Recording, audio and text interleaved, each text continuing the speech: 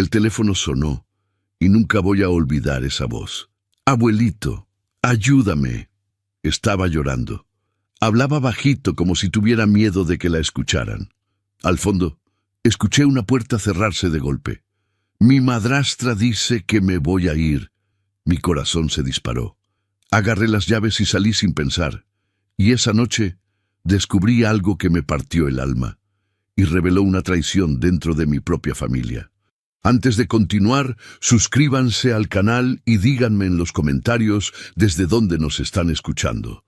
Mi nombre es Martín Treviño y he aprendido que hay verdades que duelen más cuando llegan tarde.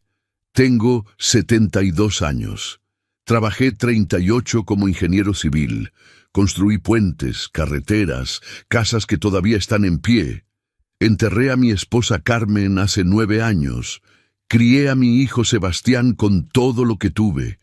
Y cuando nació Julieta, hace 15 años, sentí algo que no había sentido desde el día que conocí a Carmen. Sentí que la vida todavía tenía sentido. Esa niña fue mi luz desde el primer día. Llegué a la casa de Sebastián a las 11:15 de la noche. Una casa grande, en una colonia residencial de Monterrey. Una casa que en parte existe gracias a mí, aunque eso es algo de lo que nadie habla en esa familia. Las ventanas de la planta baja estaban encendidas. Toqué el timbre una vez, 2 veces. Abrió Silvia Romero, la segunda esposa de mi hijo, 41 años, siempre bien arreglada, siempre con esa sonrisa que nunca termina de llegar a los ojos. Me miró como si mi presencia fuera un inconveniente, como una mancha en el mantel. «Don Martín, es tarde». «Lo sé», dije. «¿Dónde está Julieta?» «Está dormida. Hablamos mañana si gusta». Intentó cerrar la puerta. Puse la mano en el marco. «No me muevo de aquí sin ver a mi nieta». Hubo un silencio entre los dos. Ella midiendo hasta dónde podía llegar, yo dejándole claro que no había límite que me detuviera esa noche. Entré. El vestíbulo olía a esa fragancia cara que Silvia siempre usa en exceso. Todo ordenado con esa frialdad de casa de revista que nunca me pareció un hogar. Y ahí, en la sala, apiladas junto al sillón, vi 3 maletas medianas y una mochila con su nombre bordado en azul. Ya estaban listas. Mi estómago se cerró como un puño. «¿Esto es de Julieta?», pregunté, aunque ya sabía la respuesta. Silvia cruzó los brazos. «Mañana pasa el transporte del internado a recogerla. Todo está en orden». «¿Qué internado?» «Un internado privado». Eso fue todo lo que dijo. Nadie me avisó nada. Ella abrió ligeramente las manos, como si fuera un detalle sin importancia. «Es una decisión de los padres». «Su madre está muerta», dije, despacio, para que cada palabra pesara. «Y yo soy uno de sus tutores legales desde que murió Elena». Vi algo cruzar el rostro de Silvia, rápido, casi imperceptible. No era miedo, era cálculo. «Sebastián tomó la decisión», respondió. «¿Dónde está Sebastián?» «Está fuera por trabajo esta semana. Subí las escaleras sin pedir permiso». Ella no me siguió. Toqué suave en la puerta del cuarto de Julieta. 3 golpecitos, nuestro código desde que era chiquita. «Abuelo, soy yo. Abre mi vida». La puerta se abrió y Julieta se lanzó a mis brazos. 15 años, pero en ese momento cargaba un peso que no debería caber en alguien de su edad. Lloraba de esa forma silenciosa y contenida que me rompía el corazón, como si hubiera aprendido a no hacer ruido con su propio dolor. La abracé fuerte, le dije que ya estaba, que no se iba a ningún lado. Cuando se calmó, me senté con ella en la orilla de la cama y le pregunté desde cuándo sabía lo del internado. «Desde el lunes», dijo. «Silvia me dijo que ya estaba pagado, que papá ya había firmado todo». «¿Te dijo cuánto costó?» Ella asintió despacio. 58,000 pesos de inscripción. Algo en mi cabeza comenzó a hacer conexiones que no me gustaron nada. ¿Sabes de dónde sacaron ese dinero? Julieta me miró con esos ojos oscuros que heredó de su madre. Silvia dijo que era del fondo que dejó mamá. Me quedé quieto un momento. El fideicomiso que Elena había dejado para Julieta antes de morir. El dinero que había protegido con escritura notarial para que nadie lo tocara sin autorización. Sin la autorización de los dos tutores legales. Besé la frente de mi nieta. Le dije que durmiera, que todo iba a estar bien, y mientras bajaba las escaleras, con Silvia mirándome desde la sala, con esa calma calculada que tanto me inquietaba, entendí algo que me encendió por dentro como brasa viva.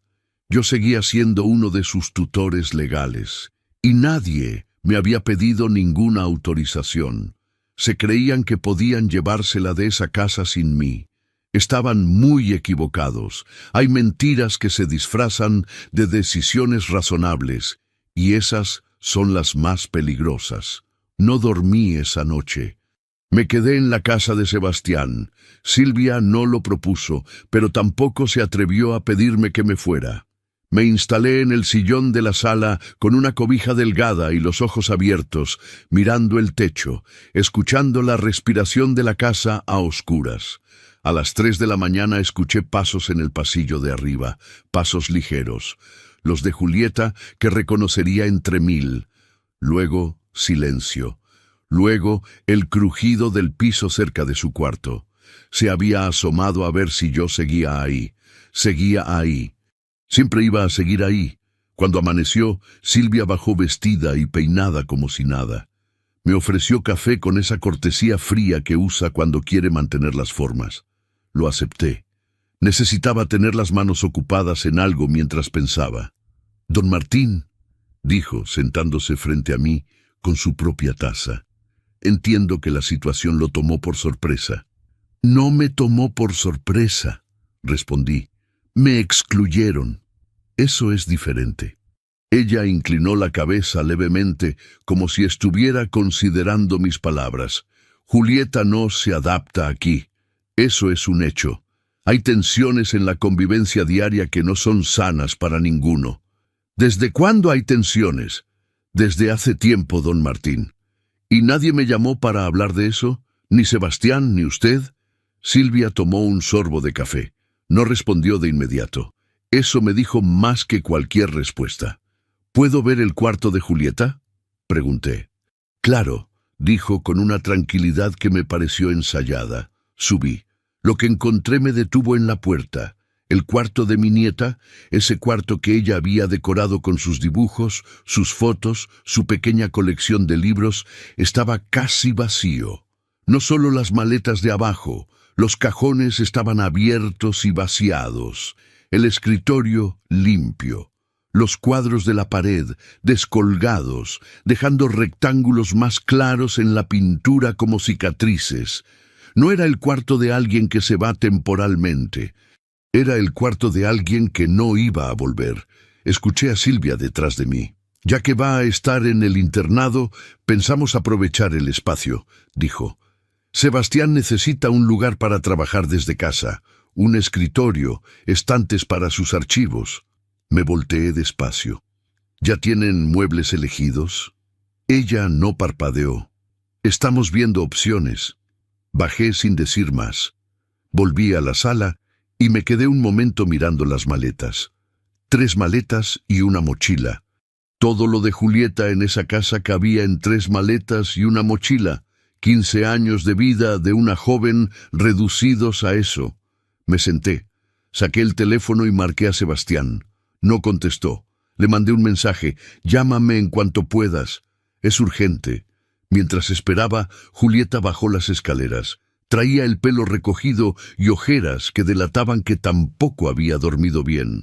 Me sonrió con esa sonrisa suya, pequeña y valiente, que siempre me recuerda tanto a Elena. Desayunamos juntos los dos en la cocina, en silencio cómodo, con Silvia moviéndose por la casa como si organizara algo. Julieta me apretó la mano 2 veces sin decir nada. Fue después del desayuno, cuando Julieta subió a bañarse, que Silvia volvió a sentarse frente a mí. «Don Martín, quiero ser honesta con usted. Le agradecería eso», dije. Esta situación familiar necesita reestructurarse. No solo el tema de Julieta, hablo de la situación general.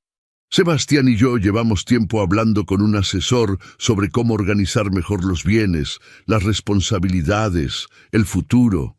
¿Qué tipo de asesor? Una pausa breve. Legal. Un abogado especialista en derecho familiar y patrimonial. Algo se tensó en mi pecho. ¿Y en qué punto está esa conversación? Apenas iniciando, dijo, con esa sonrisa que no llegaba a los ojos. Nada definitivo todavía. La miré un momento largo. Me alegra saberlo, respondí. Esa tarde, mientras Silvia estaba en una llamada en su cuarto, aproveché para hablar con Julieta. Le pregunté con calma si había escuchado algo sobre cambios en la casa, en los papeles, en los bienes. Ella frunció el ceño. Una vez escuché a Silvia hablar por teléfono. Decía algo del testamento de papá, que había que revisarlo. Me quedé quieto. Luego Julieta agregó algo, en voz baja, casi como si le diera vergüenza decirlo. Abuelo, no te lo dije antes, porque una parte de mí quería creer que todo era una exageración, que me estaba imaginando cosas. La miré un momento. No te imaginaste nada, dije.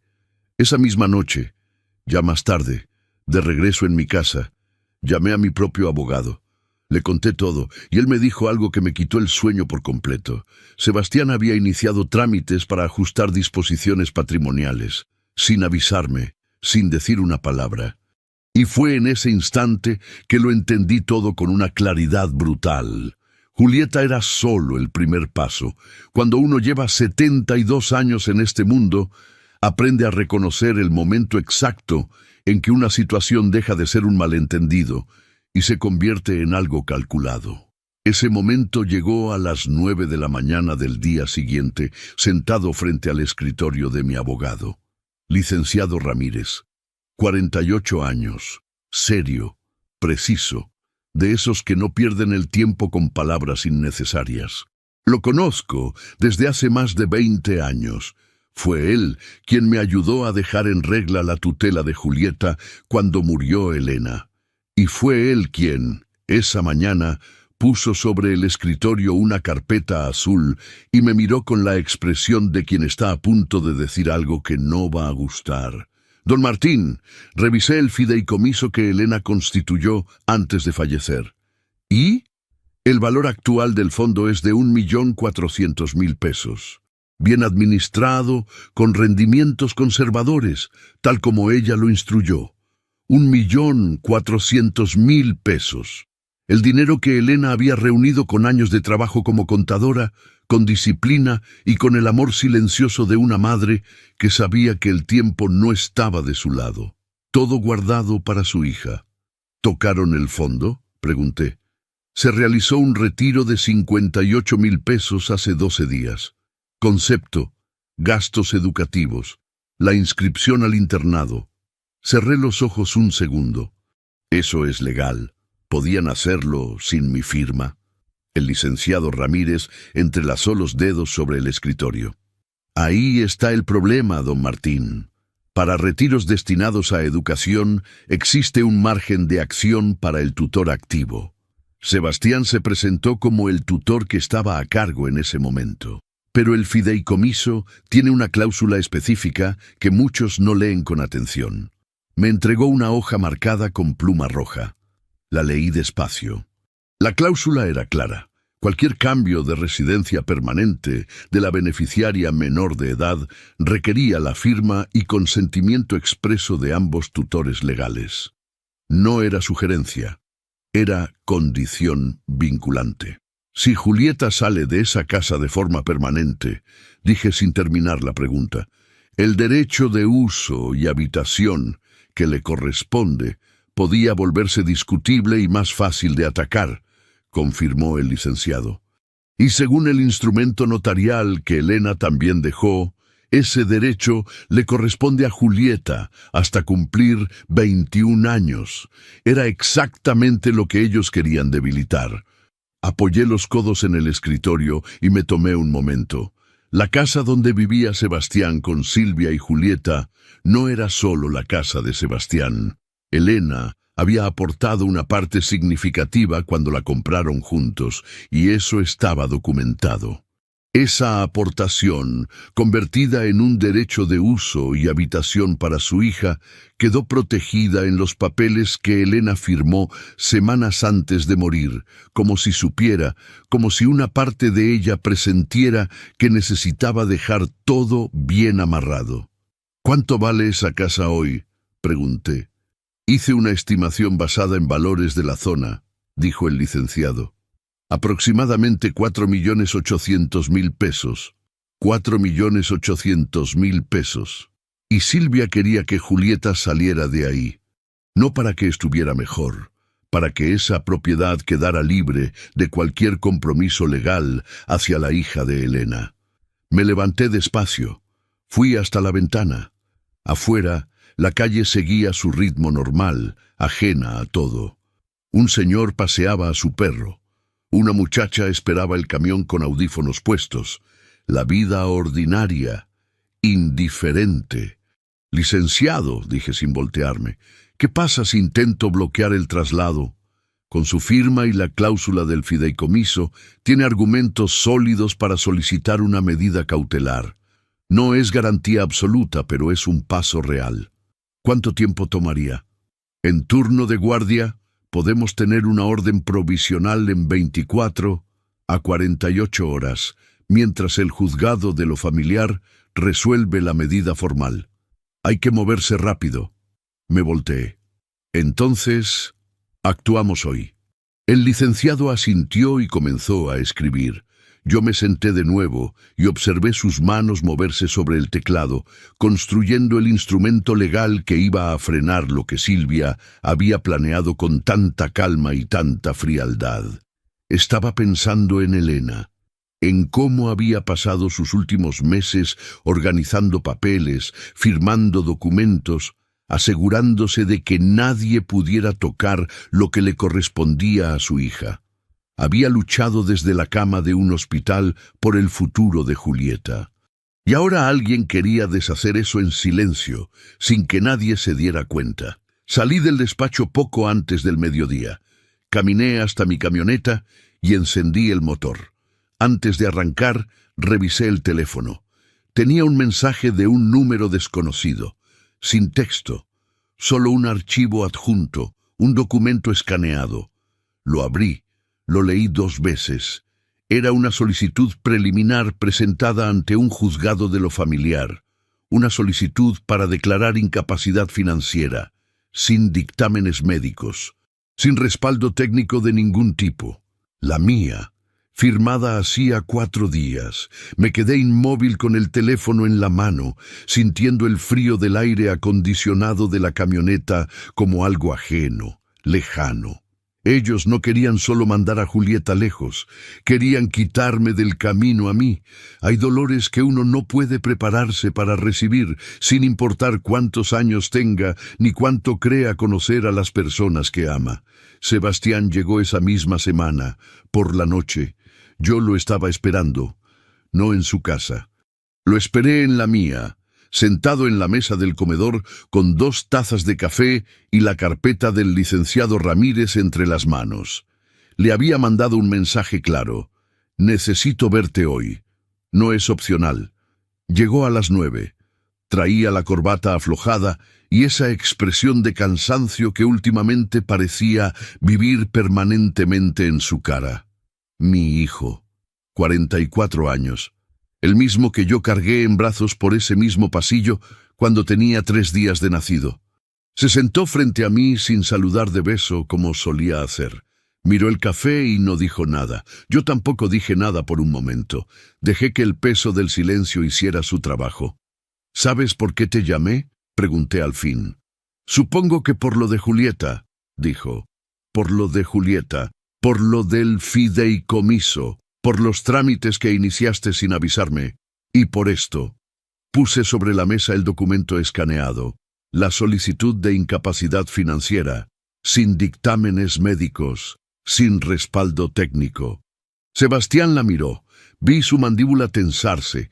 Vi algo parecido a la vergüenza cruzar su cara, rápido, antes de que intentara recomponerse. «Eso no fue idea mía», dijo. «¿De quién fue?». No respondió de inmediato. «Sebastián, te estoy preguntando algo». Silvia habló con su abogado. Yo no sabía que iban a presentar eso todavía. Me dijo que era una medida preventiva que... ¿Preventiva contra qué? Mi voz salió más dura de lo que pretendía. ¿Contra mí? ¿Soy una amenaza para ti?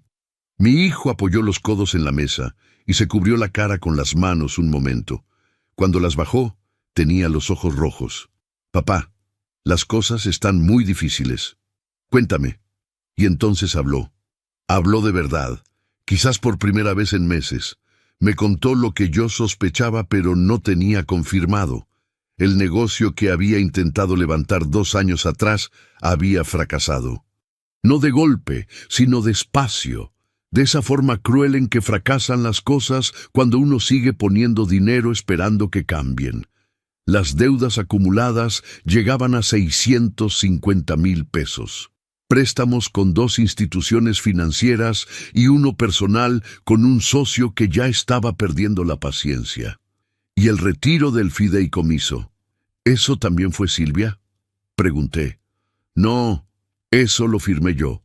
Ella me convenció de que era lo correcto, que Julieta estaría mejor en ese internado y que el fondo existía exactamente para eso. Intentó agregar algo más, alguna explicación que aligerara el peso de lo que acababa de decir. Pero cuando me vio la cara, se quedó callado. ¿Y le diste poder sobre las cuentas de la casa?, pregunté. Sebastián bajó la vista. Poder notarial limitado para operaciones del hogar. Con las deudas encima y el negocio hundiéndose, yo no tenía cabeza para administrar nada más. Respiré despacio. 650,000 pesos en deudas, un poder notarial, una solicitud de incapacidad sin respaldo contra mí. El intento de sacar a Julieta de la casa para debilitar su derecho de uso y habitación. Las piezas encajaban con una precisión que me revolvía el estómago. «¿Silvia te habló de vender la casa?», pregunté. Sebastián tardó demasiado en responder. Eso era ya una respuesta. Dijo que era una opción a futuro, que con lo que sacaríamos podríamos saldar las deudas y empezar de nuevo en algo más pequeño, que Julieta igual iba a estar en el internado, que no necesitaba. «¿Y tú qué le dijiste?». «Que lo pensaría». Me levanté de la silla. Fui hasta la ventana, buscando en la calle de afuera algo que me ayudara a ordenar lo que sentía. «Esa casa vale 4,800,000 pesos, Sebastián, y tiene compromisos legales vinculados al fideicomiso de Elena. No se puede vender así nada más». «Lo sé, papá». «¿Lo sabes? Porque parece que alguien en tu casa cree que sí se puede, que solo hace falta sacar a Julieta, declarar incapaz al abuelo y limpiar el camino». «Yo no quería que llegara a esto», dijo, y en su voz había algo que sonaba genuino, roto. «Silvia dice que tú siempre intervienes, que no nos dejas tomar decisiones como familia, que soy una interferencia. Nada». «Sí», admitió al fin, casi en un susurro. Me volteé a mirarlo. Mi hijo. El niño que aprendió a andar en bicicleta en el patio de esta misma casa. El muchacho que lloró en mi hombro cuando murió su madre. El hombre que ahora estaba sentado frente a mí con los ojos hundidos, dejándose llevar por una corriente que no había sabido o no había querido detener. «¿Sabes lo que más me duele?», le dije. «No es Silvia. Silvia no me debe nada. Eres tú. Tú sí me debes la verdad». Él no respondió. Recogí la carpeta de la mesa y me fui a mi cuarto. Esa noche, antes de dormir, llamé al licenciado Ramírez para informarle de las deudas de Sebastián, y él me dijo algo que me quitó el aliento. Había ido alguien a ver la casa para evaluarla. No por curiosidad, para ponerle precio. La semana anterior. Y nadie me había dicho nada. Nadie paga una evaluación si no está considerando seriamente mover la propiedad. Hay momentos en la vida en que uno deja de esperar que las cosas se arreglen solas y decide arreglarlas. Ese momento llegó un jueves a las 6 de la mañana. La noche anterior, Julieta me había mandado un mensaje. El transporte del internado pasaría a las 9. Se lo reenvié al licenciado de inmediato. Y él, con los movimientos que habíamos iniciado desde que revisé el fideicomiso, ya tenía en mano una orden provisional, emitida en turno de guardia en menos de 48 horas, mientras el juzgado de lo familiar resolvía la medida cautelar formal. Un documento que suspendía cualquier cambio de residencia permanente de Julieta hasta que el tribunal resolviera el fondo del asunto. Llegué a la casa de Sebastián a las 7:30. El licenciado Ramírez llegó 5 minutos después, con su portafolio negro y esa serenidad profesional que tanto valoraba en él. Toqué el timbre. Abrió Silvia. Cuando me vio a mí y al licenciado juntos en la puerta, algo cambió en su cara. Fue apenas un segundo. Un destello de algo que no era su compostura habitual. Luego la recuperó, pero yo ya lo había visto. Don Martín, hoy no es buen momento. Es el mejor momento, dije. ¿Podemos pasar? No esperé respuesta. El licenciado Ramírez entró detrás de mí y con toda la calma del mundo colocó el documento sobre la mesa del comedor. Señora Romero, le entrego copia de una orden provisional emitida por el juzgado de lo familiar. Queda suspendido cualquier traslado permanente de la menor Julieta mientras el tribunal no resuelva el fondo del asunto. Si el transporte del internado llega esta mañana, no podrá llevarse a la niña. Hacerlo constituiría desacato a una orden judicial. Silvia tomó el documento. Lo leyó de pie, con esa postura rígida de quien no quiere mostrar que algo le afecta. Sus ojos se movían rápido sobre las líneas.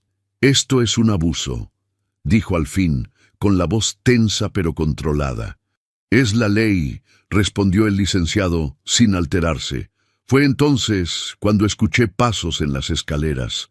Sebastián bajó en pijama, despeinado, con la misma expresión perdida de los últimos días. Se detuvo al ver la escena, nos miró a mí, al licenciado, a Silvia con el documento en la mano.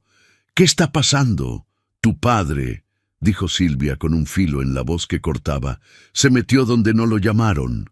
«Me llamaron», respondí. «Mi nieta me llamó llorando esa noche. Eso me basta». Sebastián se frotó la cara. No dijo nada. Julieta apareció al final de las escaleras. Traía el uniforme puesto, el pelo recogido, la mochila colgada al hombro. Alguien la había preparado para salir. La vi mirar las maletas junto al sillón, luego mirarme a mí, y sus ojos se llenaron en un segundo. Bajó corriendo y me abrazó con una fuerza que no esperaba de alguien de su tamaño. «Ya», le dije en voz baja, «ya, mi vida, no te vas a ningún lado». La sentí respirar hondo contra mi hombro. Silvia nos observaba desde el otro lado de la sala. Había algo en su mirada que ya no era solo frialdad, era otra cosa. Algo más oscuro, más apretado. «Esa niña no encaja aquí», dijo, y su voz subió un poco. «Lleva 2 años siendo un problema en esta casa. Usted no vive aquí, don Martín. Usted no sabe lo que es convivir con ella todos los días». Julieta se tensó entre mis brazos. Yo la sostuve más fuerte. «Lo que yo sé», respondí despacio, «es que esa joven tiene derecho de uso y habitación sobre esta casa hasta que cumpla 21 años, que el fideicomiso de su madre lo respalda, y que nadie, absolutamente nadie, puede sacarla de aquí sin mi firma». «Esta casa es de Sebastián», dijo Silvia, elevando la voz otro poco. «No es suya. Nunca fue suya». El aire en la sala se volvió denso. El licenciado Ramírez se mantuvo quieto, observando. Sebastián miraba el suelo. Yo solté a Julieta con cuidado, la miré a los ojos un momento para asegurarme de que estaba bien, y luego me volteé hacia Silvia. «Tiene razón», dije. «No es mía del todo». Abrí la carpeta que traía bajo el brazo. Saqué una hoja y la puse sobre la mesa, junto a la orden provisional. Era un documento asentado años atrás. Mi participación del 40% estaba registrada. Lo que yo había aportado cuando compraron esa casa no había quedado como un favor ni como un préstamo. Había quedado como lo que era, una participación, registrada a nombre de Martín Treviño. Silvia leyó el documento, y por primera vez, desde que la conocía, no tuvo nada que decir. En ese momento, su sonrisa desapareció. Cuando el otro lado descubre que no tiene todas las cartas que creía tener, es cuando se vuelve verdaderamente peligroso. Esa misma tarde, el licenciado Ramírez presentó la acción preventiva ante el juzgado de lo familiar. 2 instrumentos simultáneos. El primero bloqueaba cualquier alteración patrimonial sobre el inmueble, mientras el tribunal no resolviera el fondo del asunto. Ninguna venta, ninguna hipoteca, ninguna cesión de derechos sin autorización judicial expresa. El segundo suspendía los movimientos del fideicomiso de Elena, ningún retiro adicional hasta que se realizara la revisión contable formal conforme a los términos del propio instrumento. El licenciado me explicó todo con su calma de siempre mientras tomábamos café en su despacho. ¿Cuánto tarda el tribunal en ratificar?, pregunté. Entre 7 y 14 días hábiles para la primera resolución. La orden provisional ya tiene efecto inmediato. Eso es lo importante. Nadie puede mover nada mientras tanto. ¿Y la solicitud de incapacidad contra mí? Él entrelazó los dedos sobre el escritorio. Para que prospere una declaración de incapacidad financiera, necesitan demostrar que usted no puede administrar sus propios bienes de forma coherente. Necesitan pruebas, dictámenes médicos, evidencia de decisiones financieras irracionales, testimonios calificados. Presentaron esa solicitud sin nada de eso. Es muy débil. Parece más una táctica de presión que una acción con posibilidades reales. Una táctica de presión, para que yo me asustara, para que me sintiera vulnerable y retrocediera. No me conocían bien. De regreso a casa esa noche, recibí una llamada de Sebastián. No contesté. Luego un mensaje. Papá, necesitamos hablar. Silvia está muy alterada. Por favor. Lo guardé sin responder. Lo que sí recibí, y que no esperaba, fue una llamada de Julieta. Abuelo, ¿puedo ir a tu casa mañana? Cuando quieras, mi vida. Sabes que aquí siempre hay lugar para ti. Hay algo que quiero darte, algo que guardé hace tiempo, y creo que ahora es importante. ¿Qué es? Dudó un momento. Mejor te lo doy en persona. Llegó al día siguiente a media mañana, en el camión, sola, con esa independencia tranquila que siempre me había sorprendido en ella para su edad. Traía la mochila pequeña y una expresión seria que no era de alguien que se rinde, sino de alguien que ha tomado una decisión. La recibí en la puerta. Le preparé un chocolate caliente. Nos sentamos en la mesa de la cocina, la misma donde ella había hecho tareas cientos de veces desde chiquita, la misma donde su abuela Carmen le enseñó a doblar servilletas con forma de flor. Julieta sacó el teléfono. Lo desbloqueó despacio. Buscó algo en la galería de audios. Me miró antes de darme el aparato. Lo grabé sin querer primero, dijo. Estaba en mi cuarto con el teléfono sobre el escritorio y ellos estaban hablando en la sala. La puerta no cerraba bien. Cuando me di cuenta de lo que decían, lo dejé grabar. ¿Cuándo fue esto? Hace 3 semanas. Lo miré un momento. ¿Por qué esperaste para dármelo? Sus ojos se humedecieron apenas. Porque una parte de mí no quería que fuera verdad, dijo en voz baja. Si te lo daba, ya no había manera de que no lo fuera. Apoyé mi mano sobre la suya un momento. Luego tomé el teléfono. El audio duraba 4 minutos y 32 segundos. Se escuchaba el sonido ambiente de la sala, la televisión encendida a bajo volumen, el ruido lejano de la calle. Luego las voces, nítidas, cercanas, sin ninguna conciencia de que alguien las estaba escuchando. La voz de Silvia, La voz de Sebastián. Escuché los primeros 30 segundos con el teléfono pegado al oído, quieto, sin moverme. Luego lo pausé. Puse el teléfono sobre la mesa. Julieta me miraba con esos ojos oscuros, llenos de una tristeza que no debería caber en alguien de su edad. «Abuelo». No le respondí de inmediato. Necesitaba un momento. Fui hasta la ventana. La calle afuera seguía igual de ordinaria que siempre. El mismo árbol, las mismas banquetas, el mismo cielo quieto sobre los techos. Pero algo adentro de mí acababa de cambiar de lugar para siempre. Me volteé, tomé el teléfono de nuevo, le di play, y cuando escuché lo que seguía entendí todo. Hay cosas que uno escucha y que ya no puede desescuchar, que se instalan para siempre en algún lugar del pecho y cambian la forma en que uno ve todo lo demás. El audio empezaba con la voz de Silvia, clara, segura, sin ninguna duda en cada palabra. El internado es el primer paso.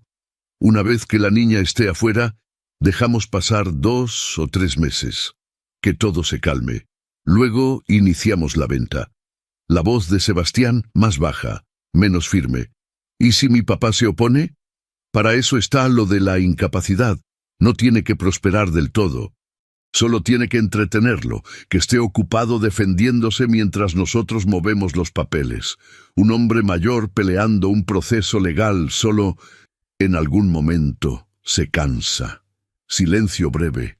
Silvia, mi papá no es cualquier persona. Todos se cansan, Sebastián. Pausé el audio. Julieta me miraba desde el otro lado de la mesa, quieta, con las manos alrededor de la taza de chocolate que ya no humeaba. Respiré hondo. Le di play de nuevo.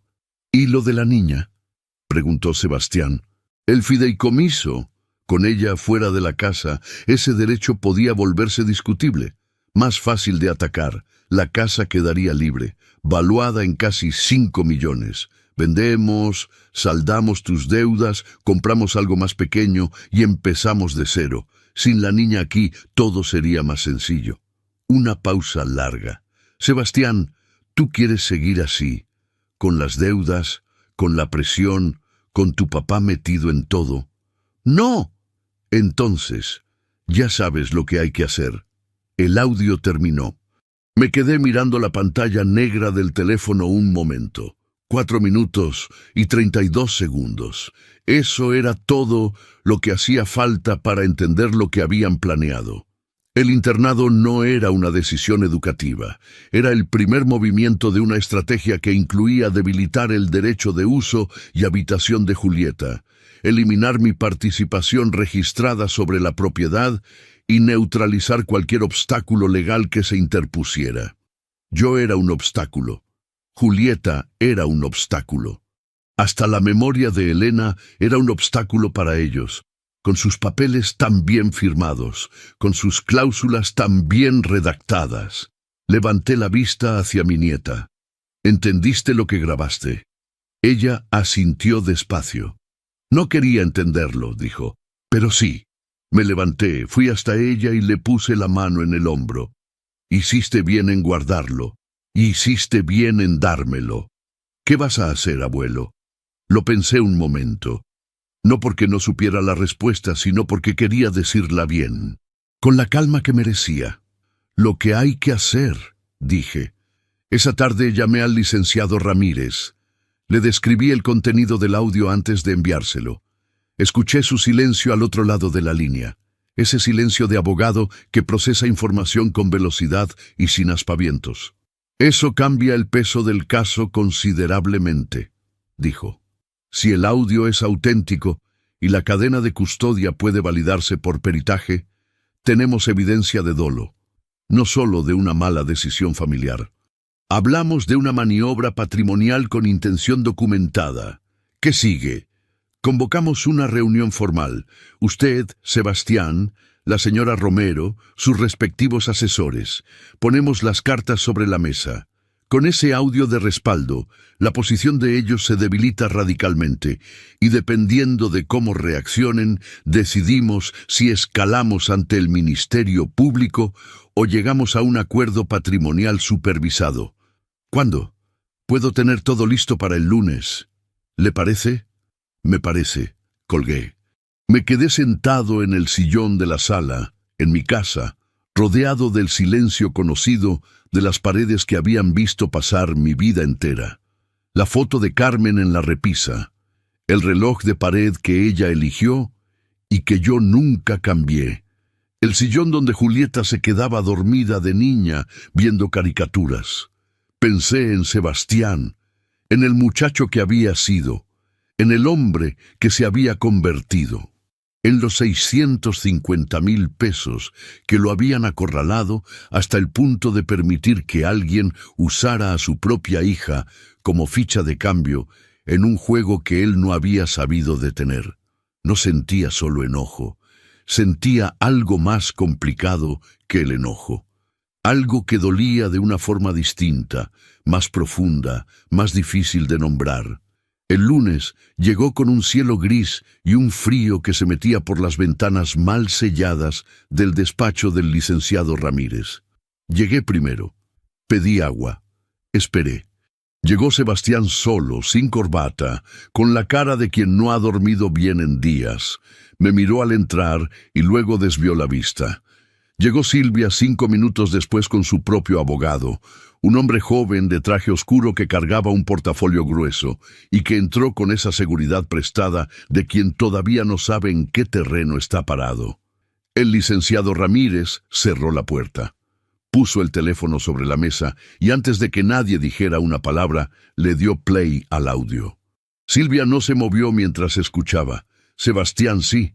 Sebastián se fue encogiendo despacio en su silla, como si el sonido de su propia voz lo fuera achicando de a poco. En un momento intentó decir algo, una aclaración, algún contexto que suavizara lo que todos estaban escuchando. Pero cuando el audio llegó a la parte de las deudas y la venta, guardó silencio y no volvió a hablar. Cuando terminó, el peso en esa sala fue absoluto. El abogado de Silvia carraspeó. Ella lo detuvo con una mano. Me miró directamente por primera vez en toda la reunión, y yo le sostuve la mirada sin parpadear. El licenciado Ramírez acomodó sus papeles sobre la mesa con esa parsimonia suya de siempre. «Bien», dijo, «ahora sí podemos hablar». Y en esa mesa, yo lo sabía con una certeza que me llegaba hasta los huesos, alguien tendría que asumir las consecuencias. Y no iba a ser yo. Hay victorias que no se celebran, que se reciben en silencio, con el corazón apretado, porque el precio que se pagó para llegar a ellas fue demasiado alto. La reunión duró 3 horas y cuarto. El abogado de Silvia habló primero. Intentó descalificar el audio con argumentos técnicos sobre privacidad y obtención de pruebas.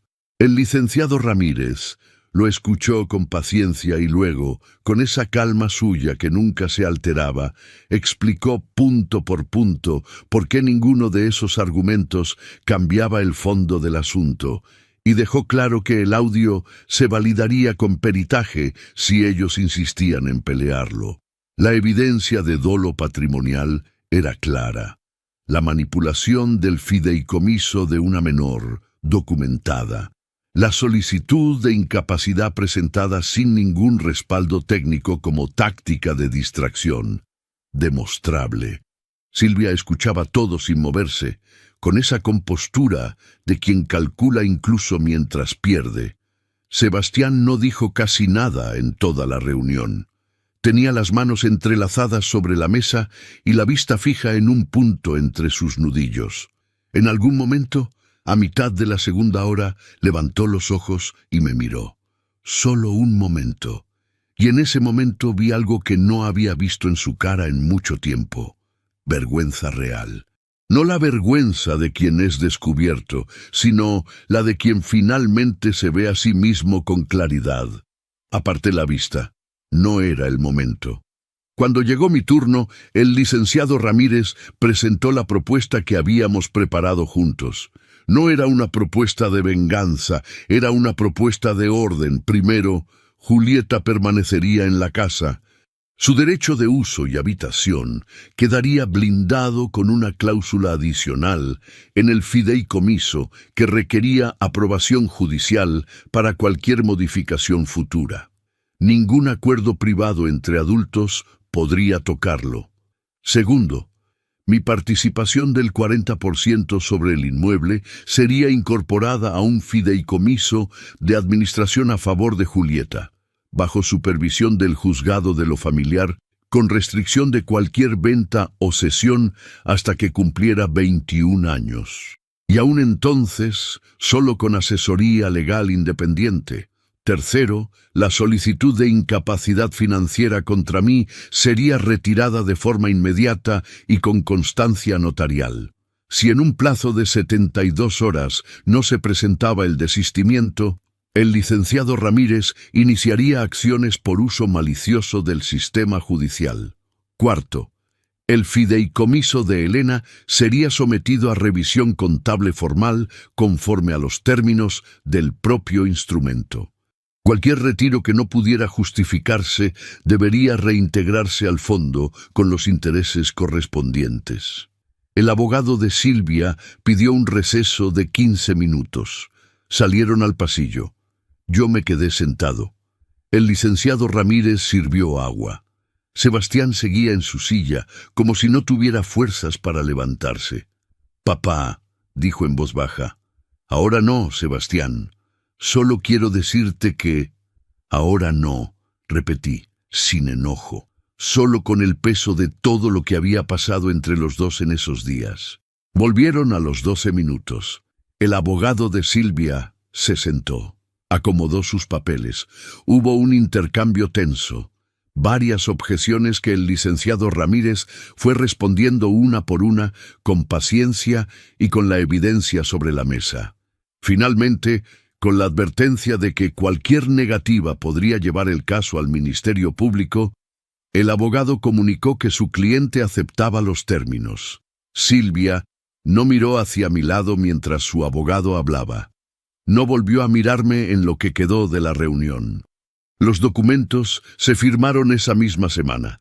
El notario que el licenciado Ramírez eligió era un hombre mayor, meticuloso, que leyó cada cláusula en voz alta antes de pedir la rúbrica. Julieta estuvo presente. Era su derecho estarlo. Se sentó a mi lado con las manos en el regazo, escuchando palabras legales que a su edad no tenía por qué entender del todo, pero que de alguna forma parecía recibir con una seriedad que me llenó de algo que no sé nombrar bien. Orgullo, quizás, mezclado con tristeza, mezclado con el amor enorme e incondicional que uno siente por alguien que lleva la sangre de alguien que ya no está. Cuando el notario terminó y los documentos quedaron firmados y sellados, Julieta me tomó la mano. No dijo nada, yo tampoco. Con mirarnos bastaba. En los días que siguieron, la casa fue encontrando un nuevo equilibrio, de esos equilibrios incómodos que no son paz todavía, pero tampoco son guerra. Silvia reducía su presencia en los espacios comunes. Sebastián buscaba momentos para hablar conmigo y yo los aceptaba poco a poco, con la cautela de quien sabe que reconstruir algo roto toma mucho más tiempo que romperlo. Julieta volvió a su cuarto. Colgó de nuevo sus cuadros, acomodó sus libros. Un sábado por la tarde me llamó para que fuera a ver cómo había quedado todo, con esa emoción sencilla y genuina que me recordó que a pesar de todo seguía siendo una joven que merecía vivir como tal. Fui. Me senté en su escritorio mientras ella me mostraba el orden nuevo que había dado a sus cosas. Me habló del libro que estaba leyendo, de una amiga del colegio, de un proyecto que quería hacer sobre la historia de su bisabuela materna.